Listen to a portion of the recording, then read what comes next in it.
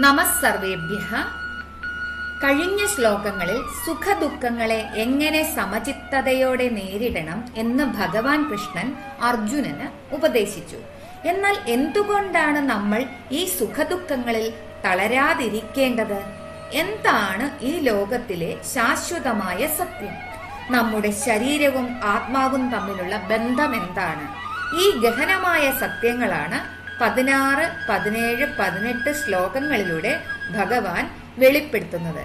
നമുക്ക് ആ ദിവ്യജ്ഞാനത്തിലേക്ക് കടക്കാം. നാസതോ വിദ്യതേ ഭാവഃ നാഭാവോ വിദ്യതേ സതഃ ഉഭയോരപി ദൃഷ്ടോന്തഃ ത്വനയോസ്തത്വദർശിഭിഃ. നാസതോ വിദ്യതേ ഭാവഃ നാഭാവോ വിദ്യതേ സതഃ ഉഭയോരപി ദൃഷ്ടോന്തഃ ത്വനയോസ്തത്വദർശിഭിഃ. വരികളുടെ അർത്ഥം നോക്കാം. നാസതോ വിദ്യതേ ഭാവഃ നാഭാവോ വിദ്യതേ സതഃ. നാസതോ ന അസതഃ, അസത്യമായതിന് അതായത് മാറിക്കൊണ്ടിരിക്കുന്നതിന്, വിദ്യതേ ഭാവഃ നിലനിൽപ്പില്ല, ന അഭാവഃ നാഭാവോ ന അഭാവഃ ഇല്ലാതിരിക്കുകയില്ല, വിദ്യതേ സതഃ സത്യമായതിന്. ഉഭയോരപി ദൃഷ്ടോന്തഃ ത്വനയോസ്തത്വദർശിഭിഃ. ഉഭയോരപി, ഉഭയോഹോ അപി, ഇവ രണ്ടിന്റെയും ദൃഷ്ടോന്തഃ ദൃഷ്ടഃ അന്തഃ, അന്തസത്ത കണ്ടറിയപ്പെട്ടിരിക്കുന്നു. ത്വനയോസ്തത്വദർശിഭിഃ. ത്വനയോ തു അനയോഹോ, ഇവ രണ്ടിന്റെയും തത്വദർശിഭിഃ സത്യത്തെ ദർശിച്ച ജ്ഞാനികളാൽ. മൊത്തത്തിലുള്ള അർത്ഥം നോക്കാം. അസത്യമായതിന് അതായത് ശരീരം പോലെ നശ്വരമായതിന് നിലനിൽപ്പില്ല, സത്യമായതിന് അതായത് ആത്മാവിന് ഒരിക്കലും നാശവുമില്ല. തത്വജ്ഞാനികൾ ഇവ രണ്ടിന്റെയും യാഥാർത്ഥ്യം ദർശിച്ചവരാണ്. അടുത്ത ശ്ലോകം കേൾക്കാം.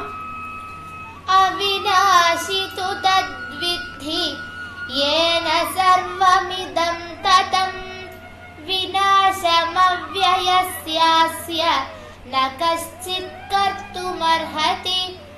അവിനാശി തു തദ്വിദ്ധി യേന സർവമിദം തതം വിനാശമവ്യയസ്യാസ്യ ന കശ്ചിത് കർത്തുമർഹതി. വരികളുടെ അർത്ഥം നോക്കാം. അവിനാശിതു തദ്വിദ്ധി യേന സർവമിദം തതം. അവിനാശി വിനാശമില്ലാത്തത്, നശിക്കാത്തത്, തു എന്നാൽ, തദ്വിദ്ധി തത് അതിനെ, വിദ്ധി നീ അറിയുക, തദ്വിദ്ധി അതിനെ നശിക്കാത്തതാണെന്ന് നീ അറിയുക. യേന ഏതുകൊണ്ടാണോ, സർവമിതം സർവം എല്ലാം, ഇതം ഇത് അതായത് ഈ കാണുന്ന പ്രപഞ്ചം മുഴുവൻ, തതം വ്യാപിപ്പിക്കപ്പെട്ടിരിക്കുന്നത്. വിനാശം അവ്യയസ്യാസ്യ ന കശ്ചിത് കർത്തുമർഹതി. വിനാശം നശിപ്പിക്കൽ അതായത് നാശം, അവ്യയസ്യ മാറ്റമില്ലാത്ത ഇതിന്റെ, അസ്യ ഇതിന്റെ, ന കശ്ചിത് ആർക്കും സാധ്യമല്ല, കർത്തുമർഹതി ചെയ്യാൻ കഴിയുക. അതായത് ഈ പ്രപഞ്ചം മുഴുവൻ വ്യാപിച്ചു നിൽക്കുന്ന ആ ആത്മചൈതന്യം നാശമില്ലാത്തതാണെന്ന് നീ അറിയുക. മാറ്റമില്ലാത്ത ആ സത്യത്തെ നശിപ്പിക്കാൻ ആർക്കും സാധ്യമല്ല. അടുത്ത ശ്ലോകം കേൾക്കാം. അന്തവന്ത ഇമേ ദേഹാഃ നിത്യസ്യോക്താഃ ശരീരിണഃ അനാശിനോ പ്രമേയസ്യ തസ്മാദ്യുധ്യസ്വ ഭാരത.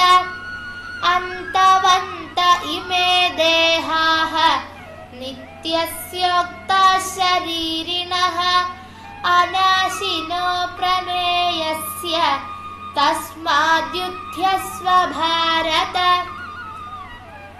വരികളുടെ അർത്ഥം നോക്കാം. അന്തവന്ത ഇമേ ദേഹാഃ നിത്യസ്യോക്താ ശരീരിണഃ.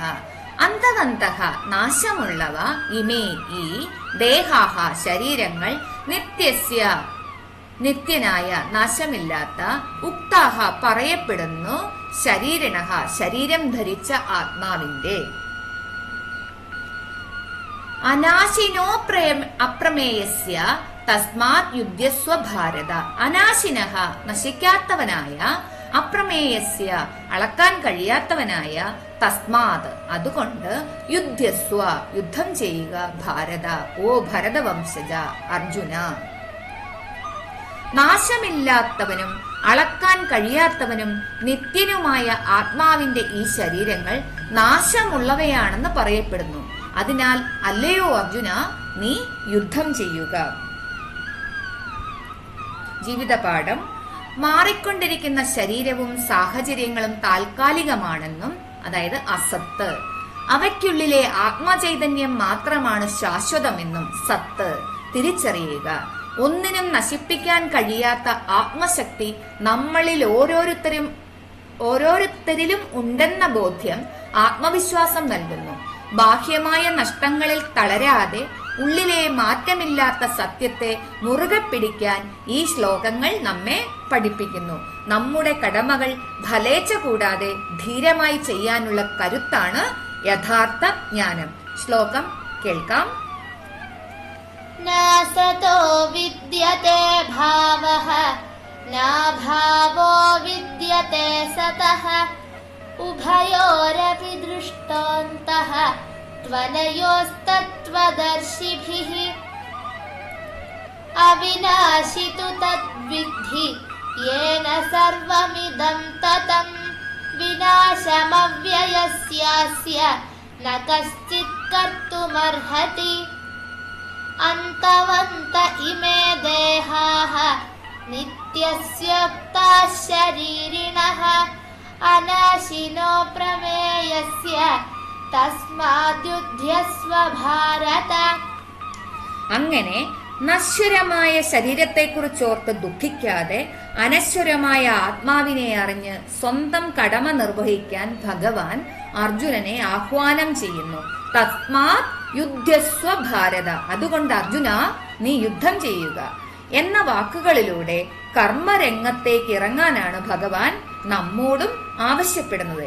എന്നാൽ ആത്മാവ് നശിക്കാത്തതാണെന്ന് പറയുമ്പോൾ അതെങ്ങനെയാണ് സാധ്യമാകുന്നത്? ജനനവും മരണവും ആത്മാവിനെ ബാധിക്കാത്തത് എന്തുകൊണ്ട്? ആ വലിയ രഹസ്യം ഭഗവാൻ അടുത്ത ശ്ലോകങ്ങളിൽ വിവരിക്കുന്നു. മരണമില്ലാത്ത ആ സത്യത്തെക്കുറിച്ച് കൂടുതൽ അറിയാൻ നമുക്ക് അടുത്ത ദിവസത്തിലെ ഭാഗങ്ങളിൽ കേൾക്കാം.